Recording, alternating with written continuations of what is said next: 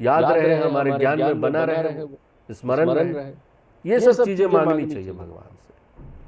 अगर हमारी कोई इच्छा है, कामना है, देखिए विशेष रूप से जो गृहस्थ लोग होते हैं, परिवार में लोग होते हैं, उनकी बहुत सारे कर्तव्य होते हैं जिनका पालन उनको करना है।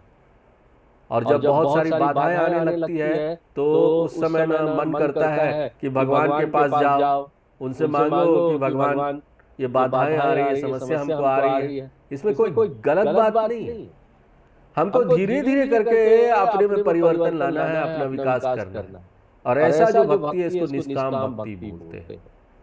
और जैसा कि हमने आपको पिछले क्लास में बोला था कि निष्काम भक्ति में भी कामना है, लेकिन वो भौतिक कामना नहीं है।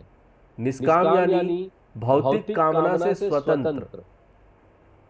यहां पर आध्यात्मिक कामनाएं हैं,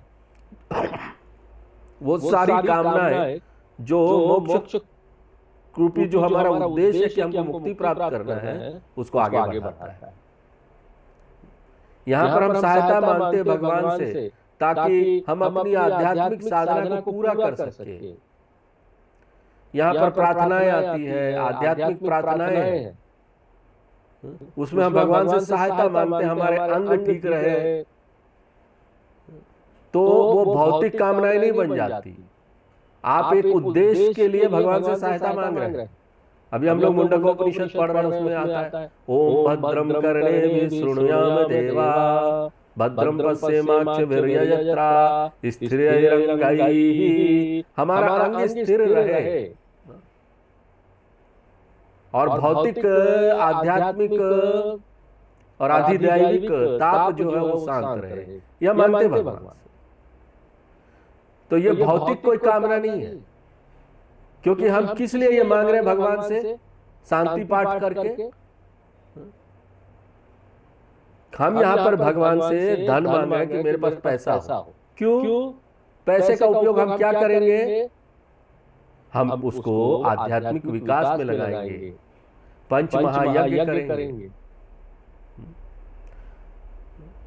हम यहाँ पर अपने स्वास्थ्य के लिए पूछ रहे भगवान हमारा स्वास्थ्य अच्छा रहे ताकि हम पंच महायज्ञ कर सके। हम यहाँ पर पैसे दान दे सके, अच्छे कामों के लिए भंडारा लगा सके, दूसरों को खाना खिलाए, यहाँ लोगों में कंबल बांट सके। ठंड के दिनों में तो पैसे होने चाहिए उसके लिए। और ये सब करके हमको क्या मिलेगा? चित्त शुद्धि मिलेगा। तो ऐसे संदर्भ के लिए, ऐसे काम के लिए अगर हम धन की कामना कर रहे हैं, धन की इच्छा कर रहे हैं, तो वो क्या बन जाता है? आध्यात्मिक कामना बन जाता है। अंततोगत्वा ये भौतिक कामना वो है क्या, और ये आध्यात्मिक कामना वो क्या है? ये हम तभी समझ सकते हैं जब हम जाने कि हमारा उद्देश्य क्या, मनसा क्या है उसके पीछे।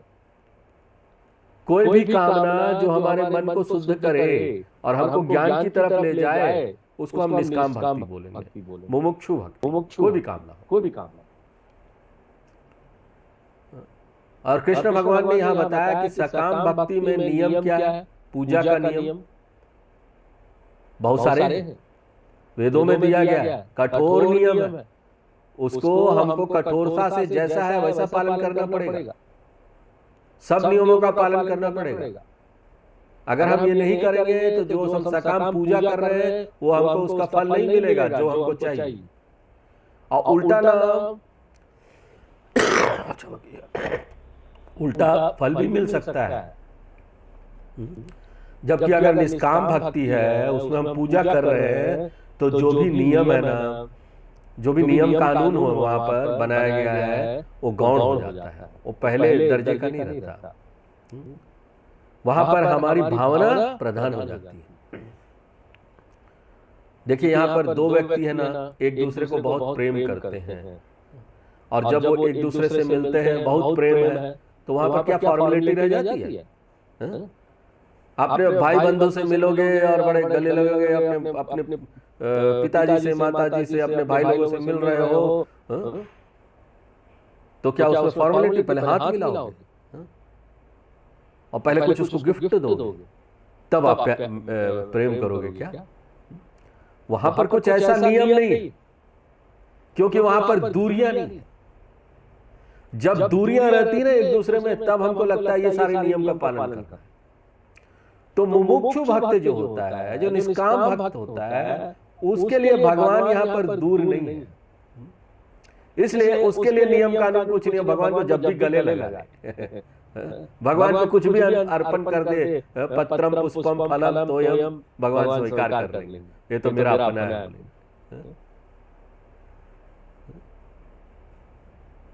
जो भी मुझे दे दो, कृष्ण भगवान बोलते जो भी दे दो। महाभारत में कहानी आती है, विदुर जो है वो केला छीलते हैं और केला फेंक देते हैं और छिलका दे देते हैं भगवान कृष्ण को, भगवान कृष्ण वो भी खा जाते हैं। अब सोचो, केले का छिलका दे दिया भगवान को भी खा लिया। मार्गावर्तित पादुका पशुपते रंगस्य कूर्चायते, गंडू शांबु निषेचनम पुररिपोर दिव्याभिषेकायते, किंचित भक्षित मांस शेष कबलम नव्योपहारायते, भक्तिम किम न करोत्यो वनचरो भक्ता वतन सायते। शंकराचार्य जी शिवानंद लहरी में बोलते हैं कि किस तरह से एक महान भक्त कनप्पा, वो भगवान शिव का जंगल में पूजा करता है, अपना जो जूता चप्पल है ना उसके सिर पर रख देता है भगवान शिव के। क्यों? वो दूब घास वो भगवान शिव के ऊपर रख दिया। और इसमें क्या करता है, अपने मुंह को ना जल अभिषेक का पात्र बना लेता है, यानी अपने मुंह में पानी भर के लाता है नदी से, ऐसा करके शिव भगवान के ऊपर डाल देता है मुंह से।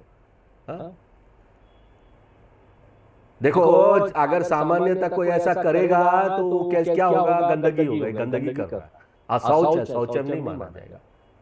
लेकिन उसके लिए ये सब कुछ नहीं था।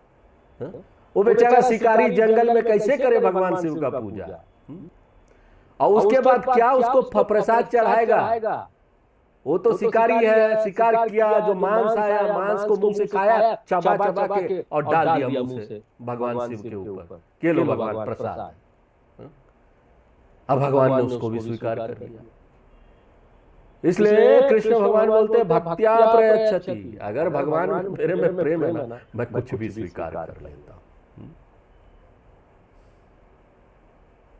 यही नहीं, निष्काम भक्ति सिर्फ पूजा के रूप में आप ऐसा कर सकते, यही नहीं है। यहां पर तो पूरा जीवन शैली आप ऐसा बना सकते हैं कि उसमें निष्काम भक्ति का समावेश हो जाए। सिर्फ पत्रम पुष्पम फलम तोयम समर्पण करना सुबह और शाम को, ये निष्काम भक्ति नहीं है। पूरा जीवन अपना आप परिवर्तित कर लीजिए। कैसे परिवर्तन करना है?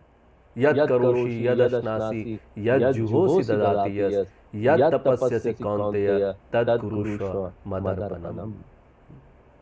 हर एक कर्म को भगवान के चरणों में अर्पण कर दो, और भगवान के चरणों में अर्पण हो गया तो भगवान के चरण क्या है? ये पूरी सृष्टि जो है ना, जिसमें इतने सारे सृष्टि के नियम वो काम कर रहे हैं। मौसम आ रहा है जा रहा है, ठंड उंड आ रहा है जा रहा है, सूर्य निकलता है जाता है, रात आती है दिन आता है,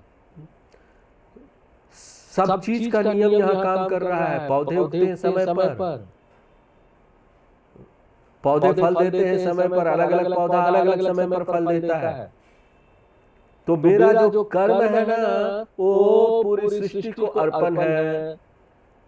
किस सृष्टि को? ऐसी सृष्टि जिसमें ये सारे नियम का जाल फैला हुआ है, नियम के जाल वाला जो सिद्धांत वाला जो सृष्टि है, वो भगवान का चरण है। और जब हम यहाँ पर कर्म वापस लेते हैं तो कर्म क्या हो जाता है? कर्म फल में परिवर्तित हो जाता है। और क्योंकि पूरी सृष्टि भगवान का चरण है, कर्म फल क्या बन जाता है? ईश्वर का प्रसाद बन जाता है। तो इससे क्या होता है कि भविष्य की कोई भी घटना जो होने वाली है, कोई संभावना है, उससे हम डरते नहीं है, हम उसका स्वागत करने के लिए तैयार रहते हैं। निष्काम भक्त को कभी कोई चिंता नहीं होती, कभी कोई तनाव नहीं होता,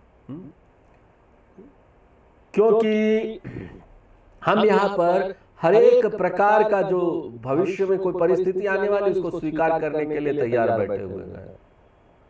हम ये नहीं बोलते नहीं हमारा भविष्य ऐसा ही होना चाहिए, ऐसा नहीं होना चाहिए। हम इसको स्वीकार नहीं करेंगे। जब इस तरह का प्रतिरोध होता है ना, एक संभावना कि भविष्य में ये संभावना हो सकती है, तब जाकर ना तनाव होता है। निष्काम भक्त के लिए जो भी आएगा वो तैयार बैठा हो उसका स्वागत करने के लिए। यद करोषि यदश्नासि यद जुहोसि ददाति यस्। और इसमें हम एक निष्कर्ष भी जोड़ सकते हैं, अगर ये सब ईश्वर अर्पण है तो उसका जो परिणाम होगा ईश्वर का प्रसाद है। तो कर्ता ईश्वर अर्पण करता है, भोक्ता ईश्वर प्रसाद भावना में प्रसाद को स्वीकार करता है। इसको निष्काम भक्ति बोलते हैं। और जब हम इसको पढ़ते हैं ना तो हमको याद आ जाना चाहिए कुछ और बातें जो हम पहले पढ़ चुके हैं, वो विषय जो हम दूसरे और तीसरे अध्याय में पढ़ चुके हैं, कर्म योग का, ईश्वर अर्पण भावना, प्रसाद भावना, कर्म योग योगस्थ कुरु कर्माणि संगम त्यक्ता धनंजय, दूसरे अध्याय का 48 नंबर श्लोक है।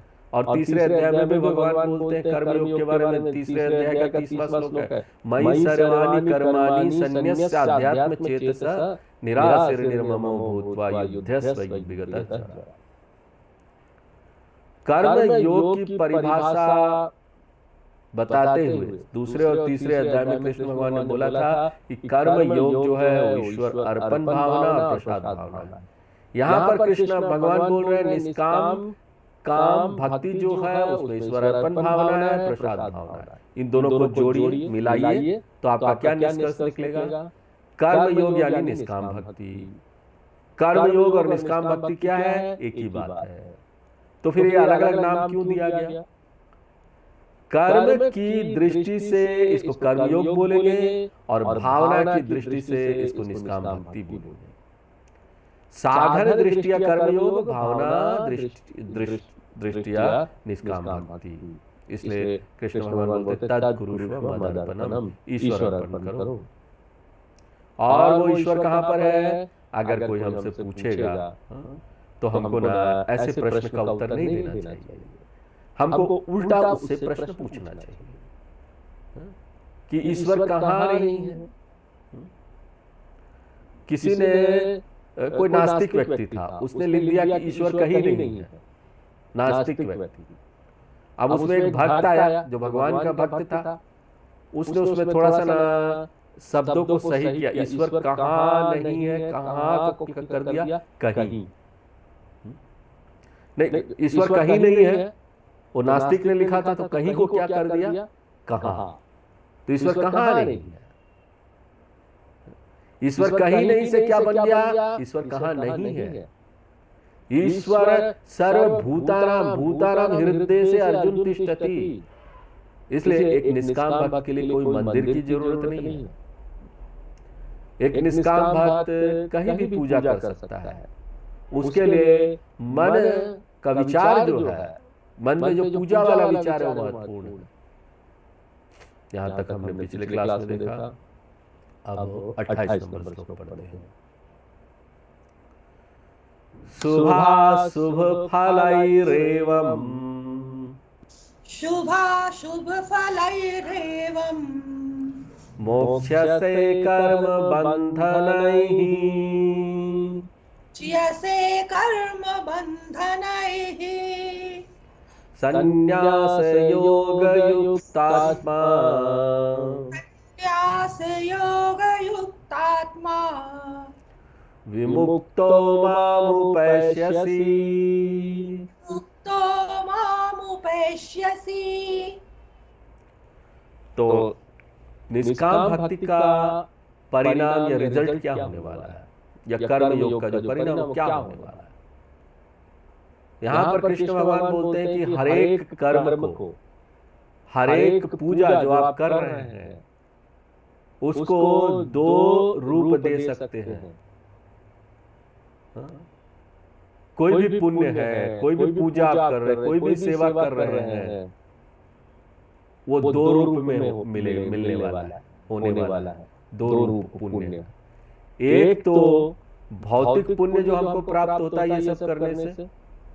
भौतिक पुण्य यानी वो सारी चीजें बाहर की चीजें यहाँ पर जो हमको प्राप्त होती है, जो हमको पुण्य के कारण मिलेगा। बहुत सारा पैसा मिलेगा, हमारे अगल बगल बहुत रिश्तेदार होंगे, अच्छे लोग होंगे, अच्छा घर होगा, एसी, टीवी, फ्रिज सब कुछ है, गाड़ियां हैं। तो ये हमको भौतिक लाभ मिल सकता है। और ये सब एक व्यक्ति को पुण्य के कारण ही मिलता है। अब देखिए, एक घर में खाली है, एक बेड रखा हुआ और कुछ नहीं है, दूसरा घर भरा हुआ है, खाना पीना, टीवी, फ्रिज सब कुछ है। वो क्यों है? ये पुण्य और पाप के कारण ही है। किसी का पुण्य है, किसी का पाप है।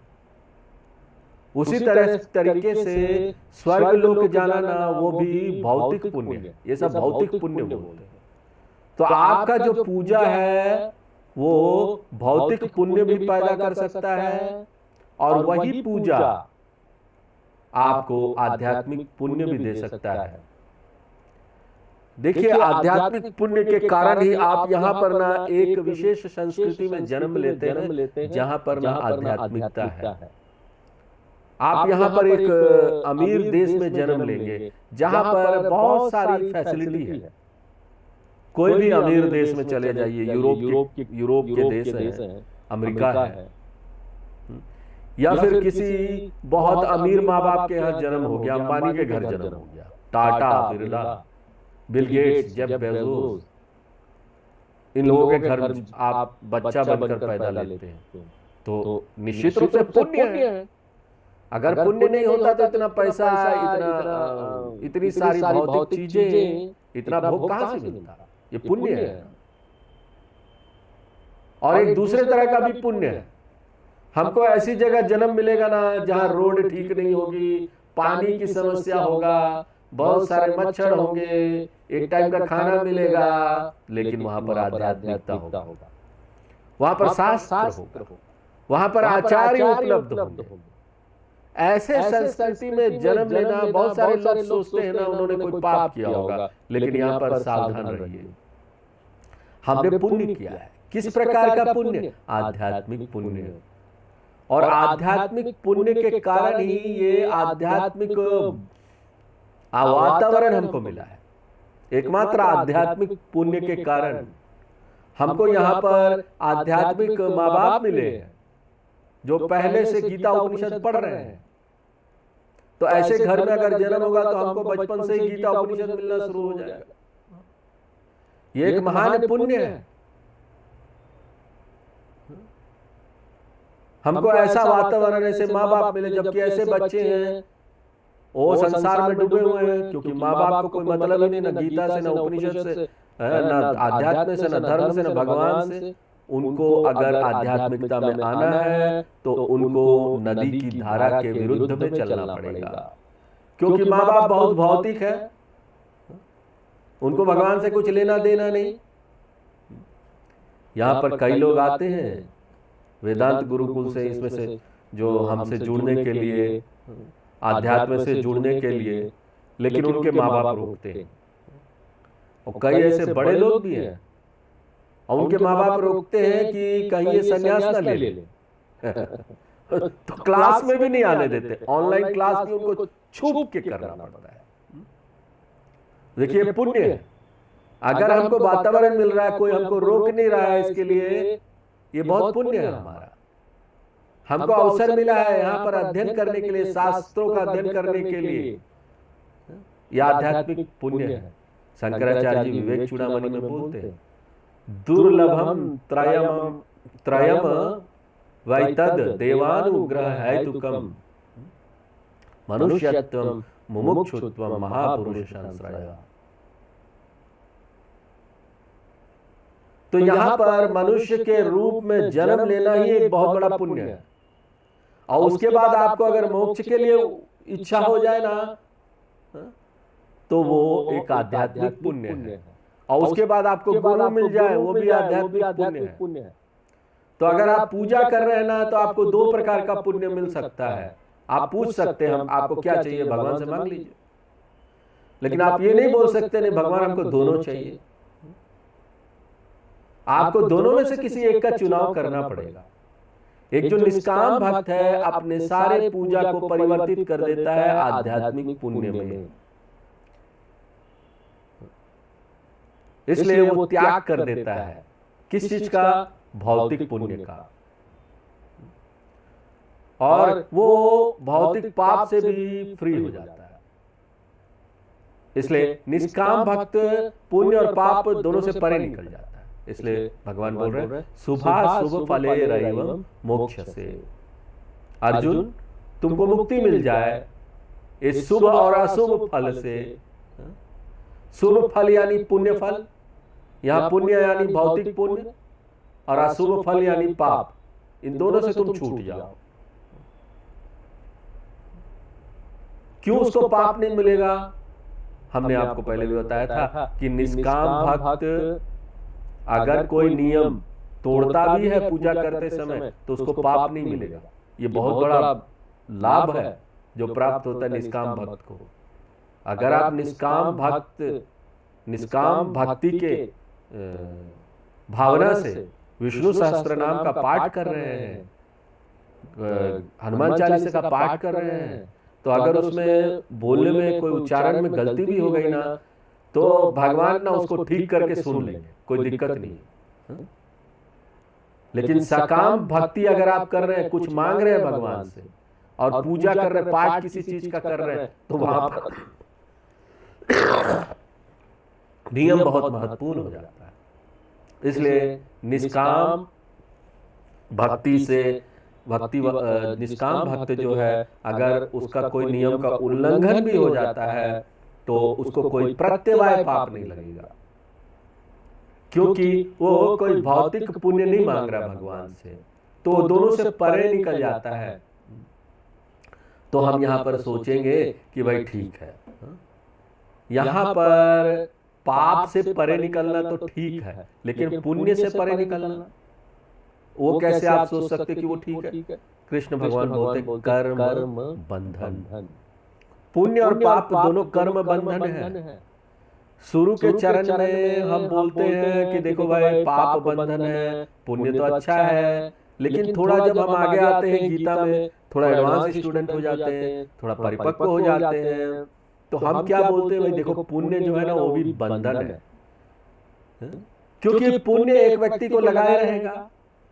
पुनरपि जननम पुनरपि मरणम, जो ये चक्र है उसमें चलते रहेंगे, फिर मृत्यु होगी, फिर जन्म होगा, ये चलता रहेगा। इसलिए उपनिषद में बोलते हैं कि तथा विद्वान पुण्य पापे विधुया, मोक्ष जो पुण्य पाप से परे हो जाता है, कर्म बंधन से परे निकल जाता है, शुभ और अशुभ से परे निकल जाता है, और वो कौन है? निष्काम भक्त।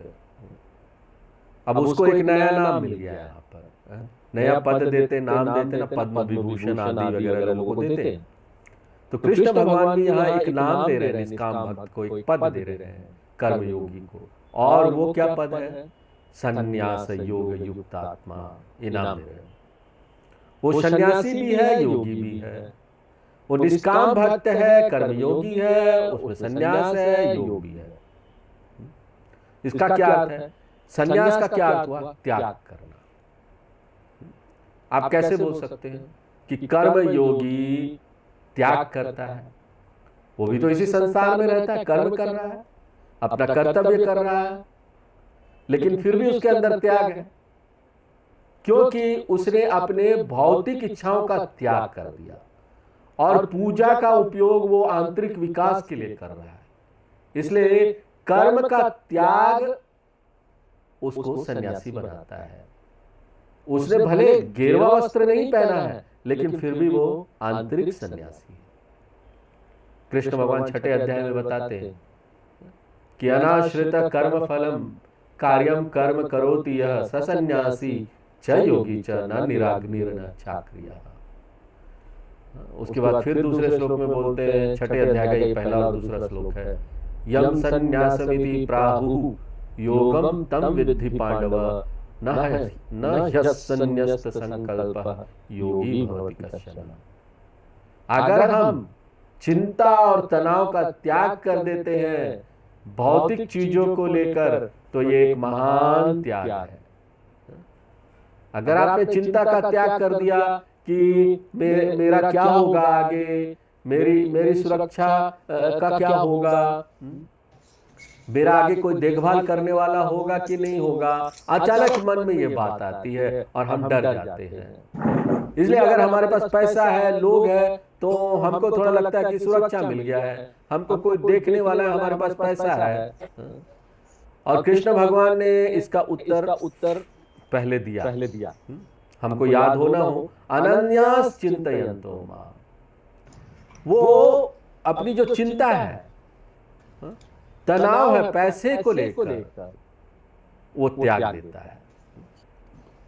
वो इस बात को जानता है कि कितना भी पैसा यहां जमा कर लो, यहां जो हमारे मन में असुरक्षा की भावना वो कभी नहीं जाए, क्योंकि असुरक्षा जो है ना, मन में जो डर लगता है, जो भय लगता है, वो यहाँ पर ना ये वस्तु वगैरह सब इकट्ठा कर लो ना, उससे ये नहीं जाएगा, उसका इनसे कुछ लेना ही देना नहीं है। ये तो मन की समस्या है, डर और भय। ये कुछ ऐसी चीज है जिसका लेना देना मन से है। इसलिए देखिए यहाँ पर ऐसे लोग हैं जिनके पास बहुत गरीब है, थोड़े मोड़े पैसे हैं, लेकिन फिर भी बड़ा खुश रहते हैं, कोई चिंता ही नहीं, कोई तनाव नहीं। जबकि एक व्यक्ति है, उसके पास पैसा भरा हुआ है, फिर भी उसको हर समय चिंता लगी रहती है। निष्काम भक्त इस सत्य को जानता है, उसके पास भगवान है, भगवान उसको सुरक्षा देंगे, वो भगवान के ऊपर निर्भर है, इसलिए वो ज्यादा चिंता नहीं करता। यल्लभ से निज कर्मोपात्तम वित्तम तेन विनोदय चित्तम, इसलिए उसको योगी बोल रहे हैं। उसमें योग है, वो कर्म से जुड़ा हुआ है, कर्म योग। और साथ साथ उसने ये जो भौतिकवादी इच्छाएं सब है, भौतिक वाली इच्छाएं उसको छोड़ दिया, उसका त्याग कर दिया है। इसलिए उसको क्या बोलते हैं? संन्यास योग युक्त आत्मा। अब वो अपने आंतरिक विकास में दिलचस्पी रखता है, बाहर की चीजों में नहीं। और ऐसे व्यक्ति के साथ क्या होगा? विमुक्त, वो जल्दी ही छूट जाएगा, मुक्त हो जाएगा। ऐसा जो निष्काम भक्त है, ऐसा जो कर्मयोगी है, वो जल्दी ही मुक्ति प्राप्त कर लेगा। और यहाँ पर सावधान रहिए, किस तरह से प्राप्त करेगा मुक्ति? अगर हम बोलते हैं कर्मयोगी मुक्त हो जाएगा, तो इसका ये अर्थ नहीं है कि ज्ञान योग की जरूरत ही नहीं है, क्योंकि ज्यादातर लोगों को ना ज्ञान योग से एलर्जी। किसी तरह हम ज्ञान योग को टालना चाहते हैं, शास्त्रों का अध्ययन करना नहीं चाहते। तो जितने भी व्याख्याकार लोग हैं ना, वो इस बात को यहाँ पर हमेशा बोलते रहते हैं कि कर्मयोगी जो है ना, वो सीधे सीधे यहाँ पर मुक्ति प्राप्त नहीं करेगा। वो बार बार इस बात को बोलते हैं कि उसको ज्ञान योग से ही मुक्ति मिलेगी। कर्म योग से उसको मन की शुद्धता प्राप्त होगी, उसके अंदर ये विचार आएगा, चलो वेदांत का अध्ययन करें, उसको गुरु प्राप्त होगा, उसके बाद उसको ज्ञान होगा। तो यहाँ पर सत्व चित्त शुद्धि, गुरु प्राप्ति, ज्ञान प्राप्ति द्वारा इस मार्ग से वो क्या होगा? वो मुक्त हो जाएगा। तो आज हम यहीं पर विराम देते हैं, आगे फिर नेक्स्ट क्लास में। पूर्णमदः पूर्णमिदं पूर्णात् पूर्णमुदच्यते पूर्णस्य पूर्णमादाय पूर्णमेवावशिष्यते। ओम शांति शांति शांति।